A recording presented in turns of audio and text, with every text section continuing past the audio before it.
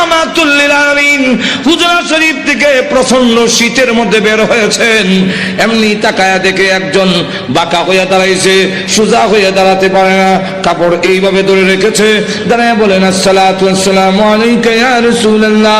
আল্লাহ নবী বলেন, কে রে তুমি এত গভীর রজনীতে আমাকে সালাম দিচ্ছ? আল্লাহ নবী যেই মাত্র জিজ্ঞাসা করলেন, উনি ডাকতে, হুজুর আপনি কি আমাকে চিনতে পারেন নাই? আমি আব্দুল্লাহ। আল্লাহর নবী বলেন, কোন আব্দুল্লাহ? ওগো নবীজি, কিছুদিন আগে ইসলাম ধর্ম গ্রহণ করেছি, আমার নাম ছিল আব্দুল উজ্জা, আমি আপনার নামটা পরিবর্তন করে আব্দুল্লাহ রেখেছেন, আমি সেই আব্দুল্লাহ। বলেন, আমার আব্দুল্লাহ তো ধনী বাপ চাচা, তার বাপ চাচা ধনী ব্যবসায়ীর ছেলে, সকাল বিকাল কাপড় পরিবর্তন করে আসতো। আজকে তো দেখা যায় গায়ে কাপড় নাই, একটা কাপড়ের টুকরা পরিধান করা, সোজা হয়ে দাঁড়াতে পারে না, তার লজ্জাস্থান খানি হয়ে যায়, হাত দিয়ে ধরে রাখছে কোনো হামে কাপড়ের টুকরা। আল্লাহর নবী বলেন, আমার আব্দুল্লাহর এই অবস্থা কেন? শীতের মধ্যে টরটর করে কাঁপতেছে, কিন্তু কোনো কথা বলে না, কোনো ডাক দেয় না।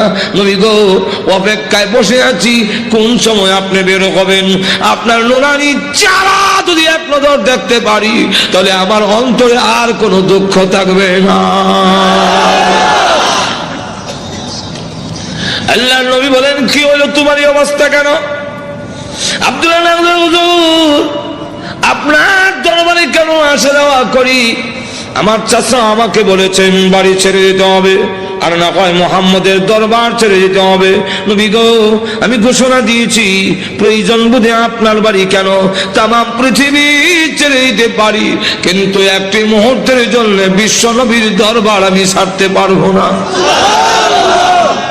আপনারা যে আমাকে বাড়ির থেকে বের করে দিয়েছে, বের হওয়ার সময় বললো কাপড় চোপড় গুলো দিয়ে যাও, এগুলো তো আমাদের। উদ্দেশ্য হইলো আমি উলঙ্গ হয়ে গেলে এটা যাব না, লজ্জায় তখন করে বসে থাকবো, আপনার দরবারে আসবো না। আমি তখন আমার চাচাকে জানিয়ে দিলাম, ওগো চাচা, কাপড় হারাতে পারি, ইজ্জত সম্মান হারাতে পারি, আমি সর্বহারা হতে পারি, কিন্তু আল্লাহর কসম ঈমান হারা এক মুহূর্তের জন্য হতে পারবো না। আজকে যদি শরমের আর ইজ্জতের বয়ে কাপড়ের জন্য আমি ঈমান হারা হয়ে যাই, মৃত্যুর পরে কবর থেকে উলঙ্গ হয়ে আল্লাহর দরবারে উঠব, উলঙ্গ অবস্থায় জাহান্নামের মধ্যে দেওয়া হবে। আল্লাহর নবী আমার কাপড় চোপড় গুলো রেখে দিয়েছে, আমি আমার মার সামনে দাঁড়িয়ে বললাম, মা গো, আমার মা একটা কাপড় দেন না, আমি আমার লজ্জাস্থান রেখে বিশ্ব নবীর দরবারে যাব। ওগো মা, একটা নজর যদি আল্লাহর নবীকে দেখতে পারি, তাহলে আমার মনে আর কোনো ব্যথা থাকবে না। এই বলে হুজুর আমার মা একটা কাপড় দিয়েছেন, কোন রকমে লজ্জাস্থান রেখে আপনার হুজুরের সামনে এসে বসে আছি।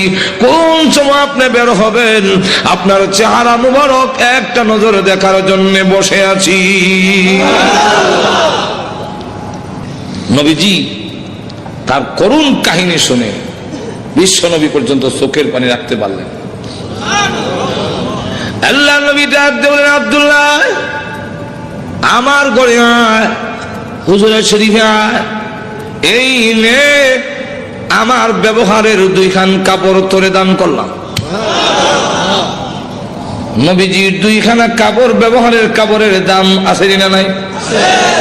এরপর থেকে আব্দুল্লাহ জুল বাগাদাইন হয়ে গেল, খালি আব্দুল্লাহ না, এমন টাইটেল লাগছে। আল্লাহ নবী আব্দুল্লাহ বল, তোর কোন আকাঙ্ক্ষা আছে নি? আব্দুল্লাহ হুজুর দুনিয়ার কোন আকাঙ্ক্ষা নাই, আপনার কাছে আমার একটা দরখাস্ত। নবীজি আপনি বলেছেন শাহাদাতের মরণ হইলে মরণের কষ্ট হয় না, আপনি বলেছেন শাহাদাতের মরণ হইলে কবর গেলে মুনকার নাকির আসে না, আপনি বলেছেন শহীদ হয়ে মরলে কিয়ামতের মাঠে কোনো হিসাব কিতাব হবে না, বিনা হিসাবে জান্নাতে যাবে।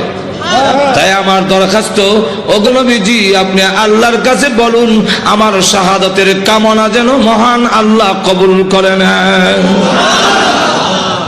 নবীজি দোয়া করে দিলেন, দোয়া রসুলের দোয়া, হাত উঠাইতে দেরি আপনাদের কবুল হইতে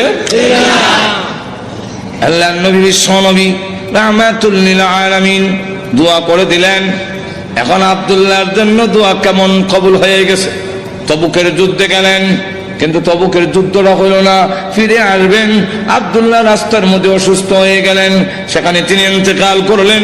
আল্লাহ নবী ঘোষণা দিয়েছেন, আল্লাহর রাস্তায় যখন মানুষ বের হয়ে যায়, রাস্তায় মারা গেল, শাহাদাতের সওয়াব তাকে দেওয়া হয়। আমার আব্দুল্লাহকে গোসল দাও, কাফন পরাও, আমি নিজে জানাজার নামাজ পড়াবো। নবীজি নিজে জানাজার নামাজ পড়াইয়া লাশ যখন কবরের দিকে নিয়ে যায়, নবীজি পিছনে পিছনে যায়। কবরে পার গেলে পড়ে ডাক দিয়ে বলে, সাহাবীরা রে, কেউ কবরে নামবে না, আমি তার কবরে নামবো। নবীজি আব্দুল্লাহ রাদিয়াল্লাহু আনহুর কবরে নামে দুই কান হাত উপর দিকে বাড়ায় দিয়ে বলেন, রে আব্দুল্লাহ, সাহাবীরা দে লাশটা আমার হাতে দে। দে আমার আব্দুল্লাহর লাশ আমার কোলে ছেড়ে দে।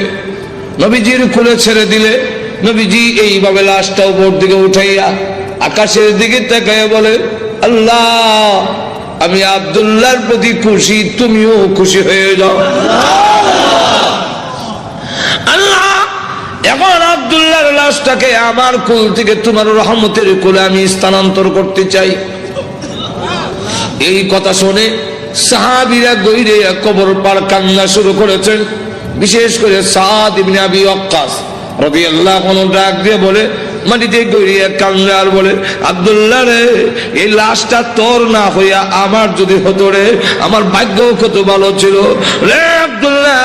এই লাশ তোর না হইয়া আমার যদি হতো, যেখানে আল্লাহর নবী বলতেছেন, আল্লাহ আমি খুশি, মেহেরবানি করে তুমিও আমার আব্দুল্লাহর প্রতি খুশি হয়ে যাও।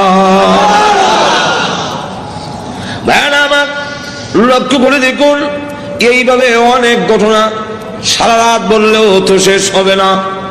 এইভাবে বাড়ি ঘর ছেড়ে দিয়েছেন আল্লাহর দ্বীনের জন্য, ইসলামের জন্য, আল্লাহ নবীর জন্য।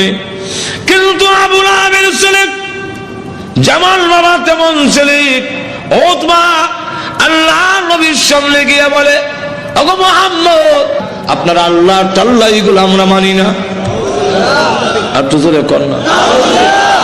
আর নবীজির সামনে দাঁড়ায় বলে, আপনার দুই মেয়েকে তালাক দিলাম। নবীজি তাফসীরে মাযহারিতে লেখে, আল্লাহ নবীর উপরে হামলা করে টান দিয়ে জামা ছেড়ে ফেলেছে। নবীজি চোখের পানি ছেড়ে দিয়ে কাঁদলে, হ্যাঁ প্রভু, আমার জামা ছিঁড়েছে, এই জন্য আমি ব্যথা পাইনি। আমি কত আঘাত খাইলাম তোমার দ্বীনের জন্য, তোমার জন্য, তোমার দ্বীনের জন্য যদি আমি কষ্ট পাই, আমার তেমন কষ্ট লাগে না। ও প্রভু, আমার মেয়েকে তালাক দিয়েছে, এই জন্য দুঃখ লাগে নাই, দুঃখ লেগেছে। আমার সামনে যদি তোমাকে কেউ অবজ্ঞা করে, তোমাকে অপমান করে, আমি রাসূল কখনো বরদাস্ত করতে পারি না। ভাইরা আমার, বাস্তবিকই যাদের ভিতরে ঈমান আছে, ঈমানদার কখনো দুনিয়ার সকল কিছু বরদাস্ত করতে পারে, কিন্তু আল্লাহ নবীকে অপমান করবে, এই পৃথিবীর কোন মুমিন কখনো বরদাস্ত করবে না। এর নামই হলো ঈমান। জোরে কোন ঠিক না?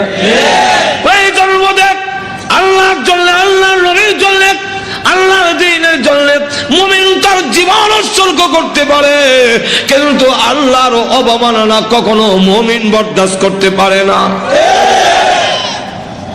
আমার আল্লাহর নবী, আল্লাহর মহব্বত নবীর অন্তরে বেশি না কম? আর তো জোরে কর না। সকলের চাইতে বেশি না কম?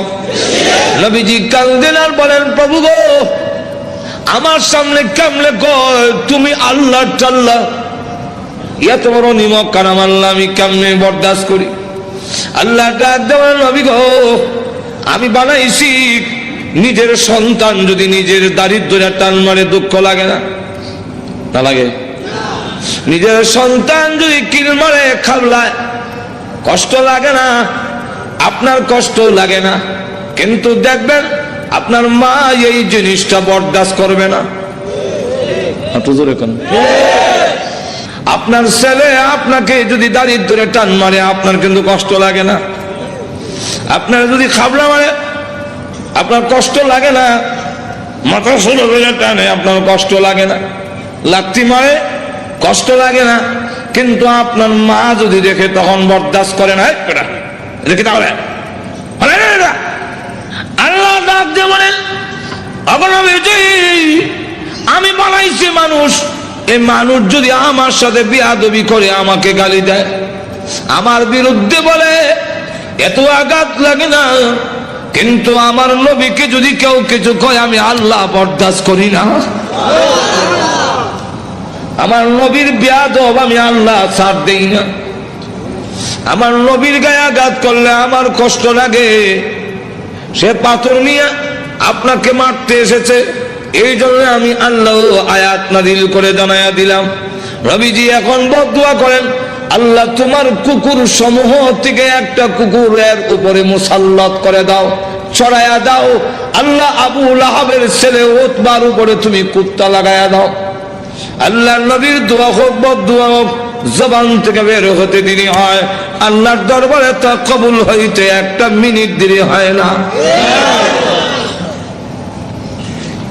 আর না হয় উমর যেখানে তরবারি নিয়ে গেলেন নবীকে মারার জন্য, ঘুরে গেল আর একদিকে, ঘরের কাছে গিয়ে শুনে, সামনে গিয়ে শুনলো যে তোমার বোনের জামাই মুসলমান হয়ে গেছে। সেখানে গিয়ে যখন ঘরের সামনে দাঁড়াইছে, শুনে ঘরের ভিতর থেকে কোরআনের আওয়াজ আসে। হ্যাঁ, কিসের আওয়াজ? আস্তে আস্তে পড়তেছে, আউযু বিল্লাহি মিনাশ শাইতানির রাজীম। উমরকে কি পড়ে কলজা দিছিল না? বিসমিল্লাহির রহমানির রহিম।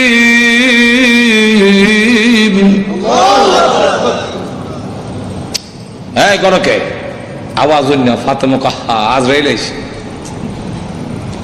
দরজা খুলছে। আর ফরায় যে হযরত খাব্বাব রাদিয়াল্লাহু, তিনি দরজার আড়ালে লুকাইয়া গেছে, আল্লাহ লা ইলাহা ইল্লাল্লাহ সুবহানাকা ইন্নী। বোন এবং বোনের জামাইরে তো একবারে মারবে না, উমর তো আমারও দুই টুকরা করলো, তরবারি আতই আছে। দরজার আড়ালে লুকাইয়া খালি খতমে নুস পড়ে। উমর ঢুকে তার বোনরে দিল এক থাপ্পড়, বোনের জামাইরে থাপ্পড় খাইয়া উল্টে গিয়ে বসছে। বোন বাধা দিয়ে, আমার স্বামীরে মারো কেন? দিলাম তোরা একটা। বোন যখন থাপ্পড় খাইছে, খানের পর্দা হইতে গেছে, বোন তখন কয়, শোনো, তুমি যেমন খাত্তাবের ছেলে, আমিও খাত্তাবের মেয়ে। তুমি জানো না ইমান এমন এক জিনিস, এটার মধ্যে যত চাপ দেওয়া যায় অত এটার স্পিরিট। ইমানদার এমন এক জিনিস, এটার যত গুতা দিব অত ভালো উঠবো। গুতা দিত না, ঘুমায় থাকবো। ঠিক ঠিক। চিড়িয়াখানা গেছে, দেখে চিড়িয়াখানা এক বেটা গিয়া দেখে ফিঞ্জিরের ভিতরে রড দিয়া বাঘ টটকাইতেছে, দেখছেন না? তো চিড়িয়াখানা এটা তো উন্মুক্ত না, সে যেভাবে মুক্ত গরু ধরে খাইতো এভাবে তো খাইতে পারে না, সামান্য খাওয়ান ভাই সরু রয়েছে। তো ধর্ষণার্থী একজন দেখুন না, এক লোকটা কয়, এটা শুনছি বাঘ, এটা দিয়ে ছাগল। বাঘে না মানুষ দেখলে তর্জন গর্জন করে, এটা দিয়ে কিচ্ছু কয় না। তো দিছে ছাতি দেখ গুতা নিবেদন করছেন খাওয়ান ঠিক ভাই হয় না, তোমার একটা গুড়া কিমে কামড়া সিটি সেন্টার গুতা দেশ করে জানাস না ভাব, গুতা দিলে ভালো উঠলো, যেমন গুতা দিছে এমনি কয় হাত হাত করে দেন খালছে, এখন জুতা মুজা হাতে ফালাই একটা দিছে এখন ঠিক কিনা? ফাতেমা ডাক দেখো, ভাই তুমি যে আমার চট দিছে মনে করছো আমি বন্ধ হয়ে যাবো? সুস্পষ্ট করে বলে দেই, সত্য ধর্ম গ্রহণ করছি, মারতে পারো, জীবন গেল ছাড়তাম না। তখন কয়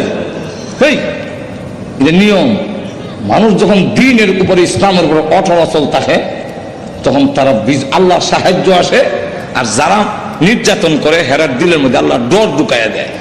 তোমার কয় ইয়া তো মারলাম তো সামলাইতাম পারি না, কি পড়ছিলে দেখো না, তোমাকে দেওয়া যাবে না। কেন? এটা কোরআনের অংশ। ইন্নাহু লাকুরআনুন কারীম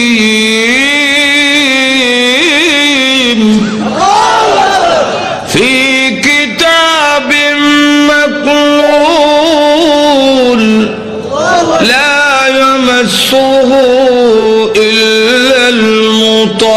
হারুন।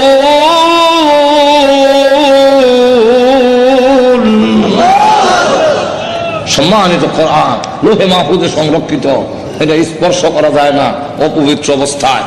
তখন কি করতে হবে বলে গোসল করে আও, কাফেররা তো মুত্তা পানি লয় না, তুমি মুত্তা পরিষ্কার হয়ে আও দিছে। এখন বেড়াইছে কোরআন পড়ে তাহা মা আনজালনা আলাইকাল কুরআন লিতাশকা।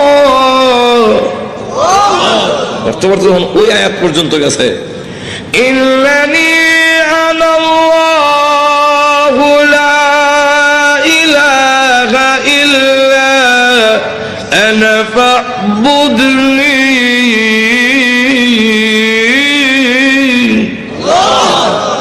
দেখো চোখ থেকে পানি নহর চালু হয়েছে। এমনি ডাক দেখো বোন, আমার মোহাম্মদের দরবারে নিয়ে আসল তো পর্দার আড়ালে যিনি লুকাই আছিল দরজার আড়ালে, মনে আছে তো? ঘটনা কোন আমার উদ্দেশ্য না, ঘটনা হলে তো এইটার মধ্যে 1 ঘন্টা দেবো। ঘটনা হওয়ার উদ্দেশ্য না, উদ্দেশ্যটা হইল ওই কথাটা বুঝে পেলে গা দরজার আড়াল থেকে এমনি কয় আর লুকাই থেকে লাভ নাই। এখন বুঝে লেছি উমর মারতো না। তো সংবাদটা আমি আগে দিলাই, কারো সুসংবাদ আগে দিতে একটা মনের মধ্যে একটা আনন্দ পাওয়া যায়, তো আমি আগে দিলাই। এমনি দরজার বাইরে থেকে আড়াল থেকে বেরিয়ে কয়